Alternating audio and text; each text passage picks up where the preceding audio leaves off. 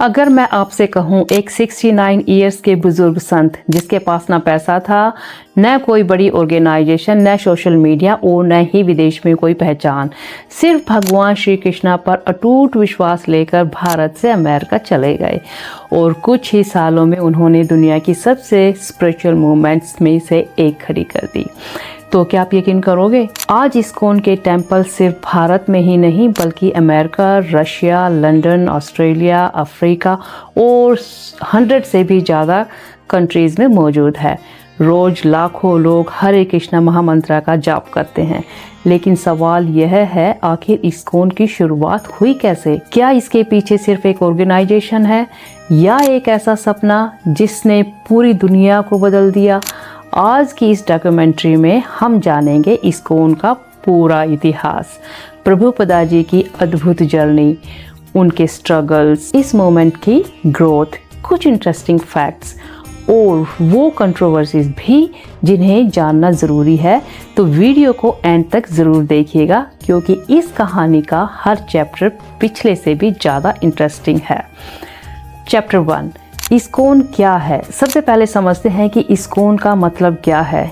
ISKCON का full form है international society for Krishna consciousness. इसकी स्थापना 1966 में न्यूयॉर्क में A.C. भक्ति वेदांता स्वामी प्रभुपदा जी ने की थी। लेकिन इस्कॉन की कहानी 1966 से शुरू नहीं होती। इसकी जड़ लगभग 500 ईयर्स पुरानी गौड़ीय वैष्णव परंपरा से जुड़ी हुई है, जिसका प्रचार चैतन्य महाप्रभु ने किया था। इस परंपरा का सबसे बड़ा संदेश था कि हर जीव भगवान श्री कृष्ण का अंश है और हर इंसान का असली उद्देश्य भगवान के साथ अपने संबंध को दोबारा जगाना है। और इसी का सबसे सरल तरीका बताया गया, हरे कृष्णा कृष्णा कृष्णा हरे हरे, हरे राम राम राम हरे हरे। इस्कॉन मानता है कि इस महामंत्र का जाप मन को शांत करता है और धीरे धीरे व्यक्ति को कृष्णा कॉन्शियसनेस की तरफ ले जाता है। चैप्टर 2, एक सपना जो असंभव लगता था। अब चलते हैं कोलकाता। साल था 1896 जब एक बच्चे का जन्म हुआ जिसका नाम रखा गया अभय चरण दे। बचपन से ही उनका झुकाव कृष्णा भक्ति की ओर था, लेकिन उनकी जिंदगी का सबसे बड़ा टर्निंग पॉइंट तब आया जब उनकी मुलाकात हुई अपने गुरु भक्ति सिद्धांता सरस्वती से। उनके गुरु ने उनसे सिर्फ एक बात कही, अगर तुम सच में मेरी बात मानना चाहते हो तो भगवान कृष्णा का संदेश इंग्लिश में पूरी दुनिया तक पहुंचाओ। उस समय यह बात लगभग नामुमकिन लगती थी। न इंटरनेट था, न सोशल मीडिया, और विदेश जाकर भारत की आध्यात्मिक परंपरा का प्रचार करना एक सपने जैसा ही था। लेकिन अभय चरण दे ने इस बात को सिर्फ एक सलाह नहीं मानी बल्कि अपनी जिंदगी का मिशन बना दिया। कई वर्षों तक उन्होंने भागवत गीता और वैदिक ग्रंथों का गहराई से अध्ययन किया, लेखन किया और कृष्णा कॉन्शियसनेस का संदेश फैलाने की तैयारी करते रहे।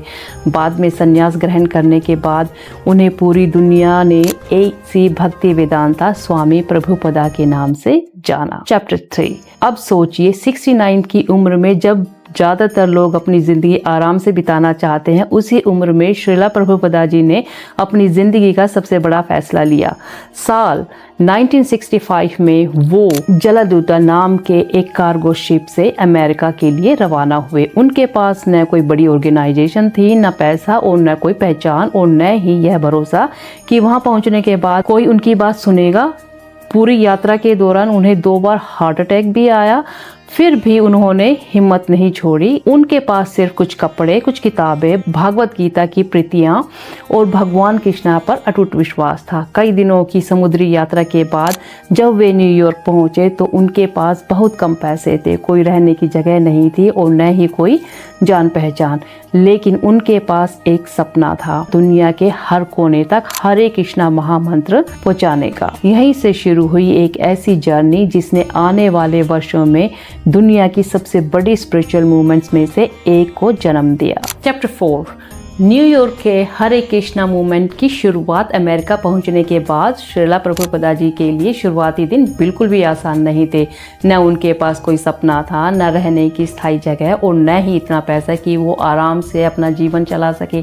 लेकिन उन्होंने हार नहीं मानी। उन्होंने न्यूयॉर्क के लोअर ईस्ट साइड में लोगों को भागवत गीता का ज्ञान देना शुरू किया। वह छोटे छोटे क्लासेस लेते थे, हरे कृष्णा महामंत्र का कीर्तन करते और लोगों को कृष्णा कॉन्शियसनेस के बारे में बताते। शुरुआत में बहुत कम लोग आते थे, लेकिन धीरे धीरे वहाँ के यंग पीपल, खासकर हिपीज, उनकी सादगी, उनकी शांति और उनके संदेश से प्रभावित होने लगे। उन दिनों कई यंगस्टर्स नशे, अकेलेपन और जीवन के उद्देश्य की तलाश में भटक रहे थे। प्रभुपदा जी ने उन्हें एक नई दिशा दी। उन्होंने समझाया कि सच्ची खुशी बाहरी चीज़ों में नहीं, बल्कि भगवान कृष्ण की भक्ति में है। उन्होंने सबको सिर्फ एक सरल मार्ग बताया, हरे कृष्णा कृष्णा कृष्णा हरे हरे, हरे राम राम राम हरे हरे। धीरे धीरे यह महामंत्र न्यूयॉर्क की सड़कों पर गूंजने लगा। फिर 1966 में श्रीला प्रभुपदा जी ने आधिकारिक रूप से international society for Krishna consciousness ISKCON की स्थापना की।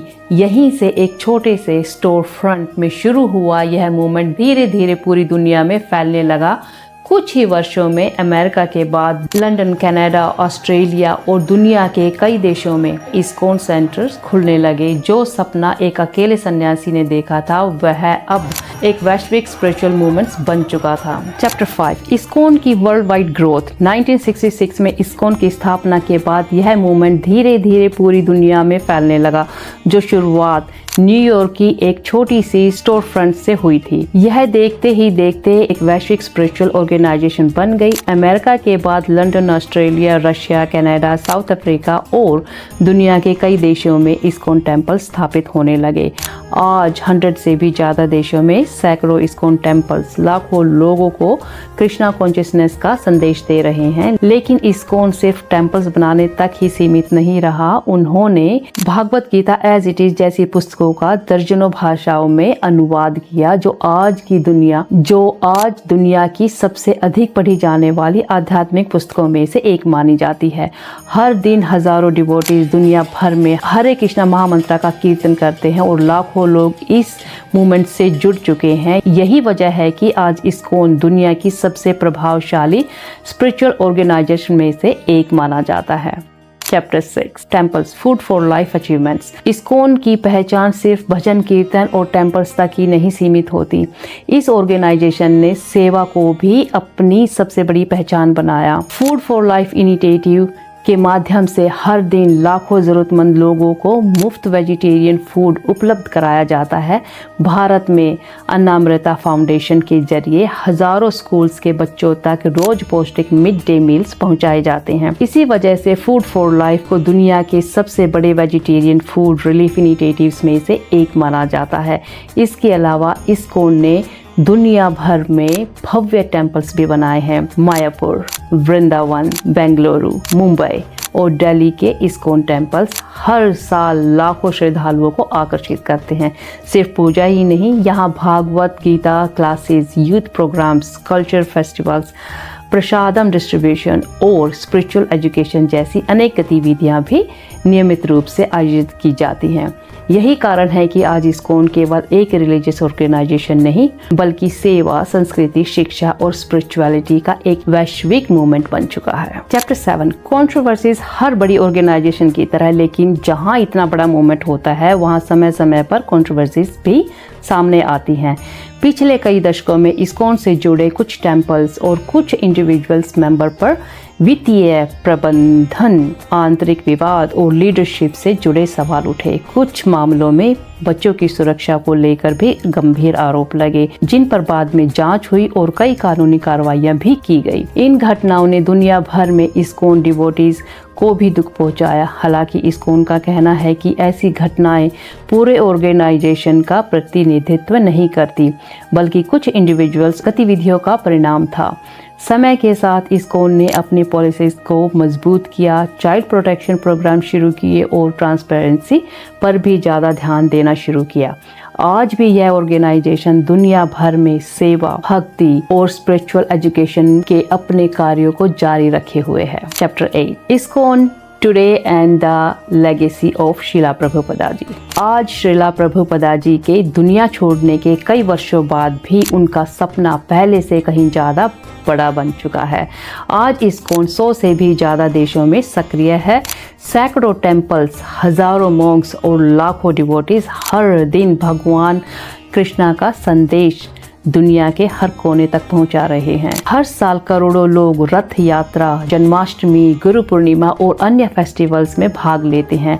Bhagavat Gita as it is आज भी दुनिया की सबसे अधिक पढ़ी जाने वाली आध्यात्मिक पुस्तकों में से एक है और फूड फॉर लाइफ जैसी सेवाएं हर दिन लाखों लोगों तक भोजन पहुंचा रही है। लेकिन शायद इस्कॉन की सबसे बड़ी उपलब्धि इतने बड़े टेम्पल्स बनाना नहीं है, बल्कि दुनिया भर में लाखों लोगों को कृष्णा कॉन्शियसनेस और आध्यात्मिक जीवन की ओर प्रेरित करना है। एक ऐसे व्यक्ति का सपना जो 69 इयर्स की उम्र में सिर्फ कुछ किताबों, अटूट विश्वास और हरे कृष्णा महामंत्र के सहारे अमेरिका पहुंचा था, आज दुनिया के सबसे बड़े स्पिरिचुअल मूवमेंट में से एक बन चुका है और शायद यही श्रीला प्रभुपदा जी की सबसे बड़ी लेगेसी है।